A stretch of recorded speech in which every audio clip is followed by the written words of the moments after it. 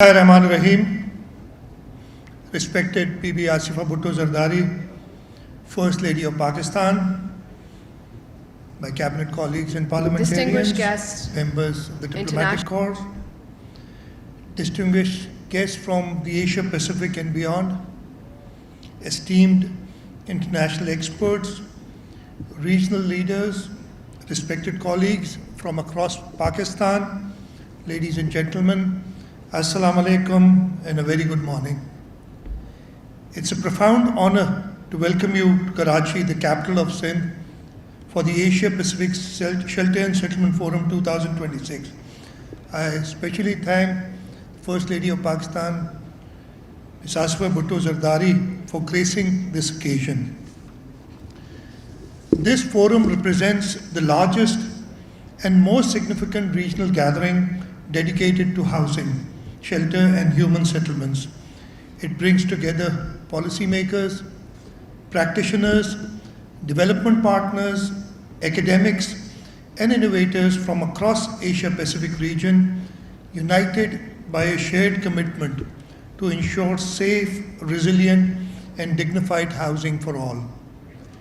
The Asia Pacific region is one of extraordinary diversity and immense dynamism, from snow-capped mountain ranges to coastal plains, from megacities to remote rural communities. This region is home to billions of people whose resilience, culture, and creativity continue to inspire the world. Yet it is also a region on the front lines of climate vulnerability and rapid urban transformation. I am particularly pleased to see strong participation from academia, donor agencies, the private sector, civil society, and government institutions across Pakistan. Your presence here reflects a shared understanding that sustainable housing solutions require partnership, innovation, and collective resolve. Sindh is proud to host this forum. It is especially meaningful for us because our province is home to what is today world's largest housing reconstruction initiative, the Sindh People's Housing for Flood Affectees. Envisioned under the leadership of Chairman Bilawal Bhutto Zardari, this initiative has emerged as a global model for climate resilient construction and inclusive recovery. What began as a response to an unprecedented disaster has evolved into a transformative development intervention. You've heard about the project. Khalid Sheikh just told you how we went about. He did mention that it was envisioned by Chairman Bilawal Bhutto Zardari. I would like to tell you the story behind this project. We've all, we'll be talking about this project for the next couple of days. You've learned about this project after it was started. But how did it all come along? We were hit by catastrophic floods in the Sindh. Nearly 70% of the province was submerged. And as you all know, over 2.1 million houses were damaged and destroyed. Entire communities were displaced. It was one of the gravest humanitarian crises in our history. Chairman Bilawal Bhutto Zardari, who was also the foreign minister of Pakistan at that time, cancelled all his visits. He was to visit a few countries as the foreign minister, but during this time of crisis, he wanted to be with his people. So he went around, and this flood struck us around August of 2022. So he went around, and every place that he went to, one complaint or one tragedy that everybody was talking about, because we had moved people, we had created shelters for them, we had created tent cities, providing them food, providing them with medicines. And wherever he went, the chairman was told, and I'll just say that in Urdu, कि साईं हमारे घर से, I'm translating this, probably done this, I'm translating it in Urdu, हमारे घर से छत निकल गई है, हमें घर बना के दें. Now, I was with him in most of his visits. I have seen floods before in the province. I remember as a child the 73 and the 76 floods, especially the 76 floods, because my village at that time was completely submerged in water. Then there were floods later on, but after that I remember the 2010 flood, and some people talked about that flood here today. Again, almost the same level of damage was done in 2010, but if you combine 2010, 2011 and 2012, the entire province was submerged in these three floods. And in 2022, the three floods combined were the 22 flood, because the entire province, both sides of River Indus, were completely submerged. Now, in all these floods, I'm talking about 73, 76, there was flood in 94, if I remember correctly, 96, 2010, 2011, 2012, 2020, and the 2022 flood. We had never endeavored into construction of houses. We never thought about it. Now, we did think about it, but the quantum of damage or the quantum of relief that was to be given was so huge that we could not even think about it. So, Chairman Bilawal tells me, visiting these people, and he turns around and says, in Urdu, कि जी मुझे तो एक ही demand नज़र आ रही है, इनको हमें घर बना के देने पड़ेंगे. So it just tells me, by the way, that Chief Minister, I'm hearing this complaint and we need to make houses for these people. And I just thought it was a passing remark and he'll forget about it. But next day, when we met, and he said, Chief Minister, आपने क्या सोचा? Chief Minister, what have you thought about what I told you yesterday? And I lied. I said, sir, I'm working on it. I hadn't thought about it. So that night, I huddled a few people together and I said, Chairman wants this. And they were like smiles on all the faces, there's something not possible, we will not be able to do it. And I said, no, we need to try. So we sat down and did some numbers. And at that time, we were told about 1.6 to 1.8 billion. Later on, it was 2.1 million houses are damaged. And we did some quick math. And, it turned out that we'd need about 600 billion rupees. It's about $2 billion. And I said, now, everybody said this is not possible. At that time, our annual development budget was between 100, what we could spend, the government of Sindh was between 100 to 150 billion rupees. So 4 to 6 years of our development budget had to be set aside in order to build these houses. So again, when I went to see the chairman, I told him, sir, it's not possible. We will not be able to do it. And he told me, no, I want you to do it. I said, okay. And I'm really grateful. The first organization that came to our help was the World Bank. And I spoke with the country director. We were at that time discussing with them flood rehabilitation. And this is sometimes in September. So we started talking, and the country director at that time told me that I've talked to the board members, I've talked to my seniors, and they said that apart from the other interventions that we're doing, we might be able to contribute about $500 million for this project. So I said, okay, that's a start, that's 25% of the work done. So I told the chairman, I've found success. I've got a few distinguished days later, guests, I found the first international organization delegates, which is willing. But they said, you have to put in your own money also. So he asked me, how much can we put in? I said, sir, we can do about 50 billion rupees, which is about $200 million, a little over $200 million. And I said, we need to get the federal government in. And they had to match our contribution. So he spoke with the Prime Minister, and the Prime Minister couldn't say no to him. He said, we're putting in $200 million. distinguished guests, 50 billion rupees, you have to put in the same amount. So we got about $900 million in about a week's time.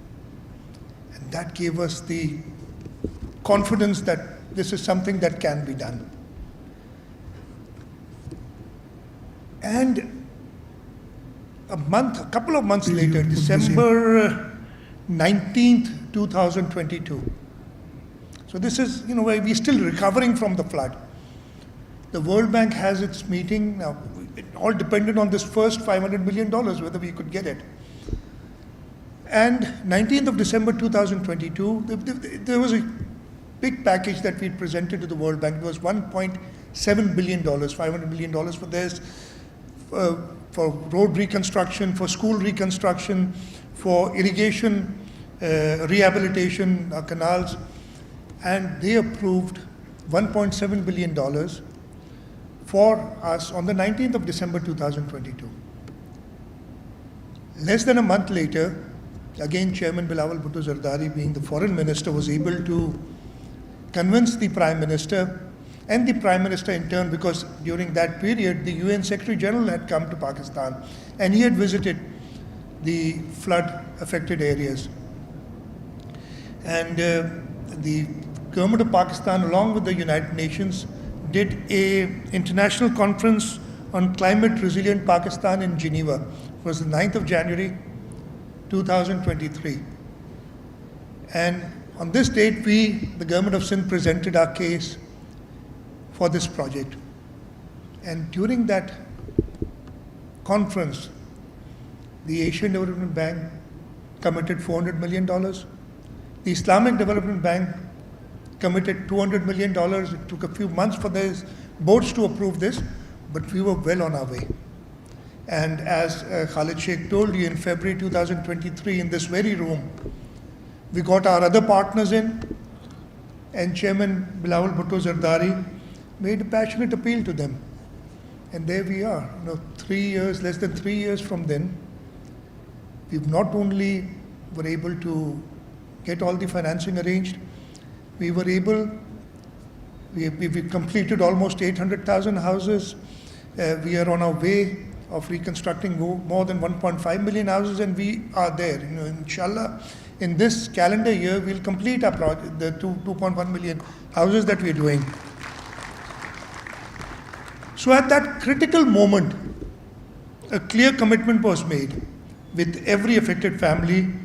They would receive shelter. This was made by Chairman Pakistan People's Party Bilawal Bhutto Zardari. And today I stand here before you to say that we were able to honor that commitment. And though Chairman Bilawal Bhutto Zardari is not here today, he wanted to be. Unfortunately, the dates clashed with the Munich Security Summit, where he is right now. I do want all of us to applaud his leadership, his vision, which enabled the government of Sindh to fulfill this project. We did not merely rebuild houses, we rebuilt hope. We rebuilt confidence, and we did so at unprecedented scale, settling new benchmarks for transparency, accountability, and speed in post-disaster recovery. What truly distinguished Sindh's approach and what has drawn global attention is our beneficiary-driven reconstruction model. We placed communities at the center of decision-making. Families were not treated as passive recipients of aid, they became partners in rebuilding their houses. Women in particular were empowered to lead the reconstruction process. This was not only about infrastructure, it was about dignity, it was about ownership, it was about socio-economic transformation. Just last week, and the country director of World Bank spoke about this, the president of the World Bank, Mr. Ajay Banga, visited homes built under the SPHF initiative in the district of Larkana. His visit reflects international recognition and confidence that this initiative has earned. Through SPHF, Sindh has demonstrated that large-scale recovery can align with innovation, transparency, and social inclusion. We have shown that resilience is not built for people, it is built with people. Distinguished guests, international delegates, ladies and gentlemen, Assalamu alaikum and a very good morning. It is a pleasure to join you at the Asia Pacific Shelter and Settlements Forum 2026 and to be a part of an important conversation on shelter, resilience, and inclusive human settlements. This forum brings together diverse perspectives at a moment when the question of shelter and resilience has never been more urgent. Across our region, millions of families continue to face growing challenges driven by climate change, rapid urbanization, natural disasters, and persistent social inequality. For many, the absence of safe shelter is not simply a material hardship. It is a loss of dignity, security, and opportunity, a disruption at the very foundation on which stable lives are built. Shelter is far more than a roof over one's head. It is the base upon which health, education, safety, economic stability depend. It is where families recover from loss, where children feel protected enough to dream, and where communities find the strength to move forward together. For us, the idea that shelter is a basic right is reflected in the Pakistan People's Party founding promise of roti, kapra, or makan. Food, clothing, shelter as the minimum dignity every citizen deserves. We also know that the impact of secure housing is especially profound for women and children. When women have safe homes, access to assets, and financial inclusion, the benefits extend well beyond the household. Women invest in their families, anchor social cohesion, and contribute directly to the long-term development.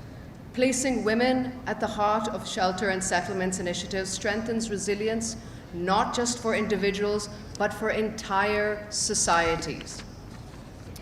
The Asia-Pacific region is among the most climate vulnerable in the world.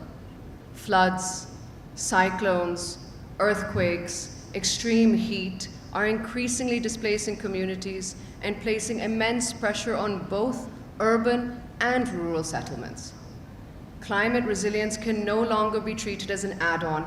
It must be embedded into every aspect of shelter planning, from design, construction, to land use and community governance. It is in this context that Sindh offers a powerful and relevant example. In response to the devastating 2022 monsoon floods, which displaced millions of families across Sindh, the chairman of the Pakistan People's Party, Bilawal Bhutto Zardari, envisioned and directed the government of Sindh to launch the Sindh People's Housing for Flood Affectees program. Today, I can proudly say that it stands as the largest post-disaster housing reconstruction initiative in the world, with a commitment to build 2.1 million climate-resistant homes directly benefiting more than 15 million people. But the true strength of this program lies not only in its scale. Homes and land titles are being given and issued in women's names, many for the first time, strengthening dignity, security, and financial inclusion. It is a recovery designed not just to rebuild structures, but to restore lives and futures. Equally vital is sustainable settlements and social cohesion. Strong communities are not defined solely by infrastructure, but by trust, participation, and a shared sense of ownership. When people are engaged in decision-making and feel invested in their future, recovery is faster, resilience is deeper, and progress is lasting. This forum offers an important opportunity to strengthen collaboration between governments, development partners, civil society, the private sector, communities themselves. Our shared responsibility moves beyond just dialogue and towards action, scaling solutions that are affordable, locally driven, climate resilient, and inclusive of those who are the most vulnerable in our society. Over the coming days, I hope these discussions will be honest, practical, and forward-looking, focused on sharing lessons, strengthening partnerships, and identifying pathways that translate policy into real impact. When forums like this succeed, their outcomes are not measured in statements, but in lives improved on the ground. Let us work together toward a future where every child grows up under a safe roof, every woman lives with dignity and security, and every community has the resilience not only to withstand crisis, but to thrive beyond it. I want to thank you all, and I wish you a productive, inspiring forum. Thank you so much.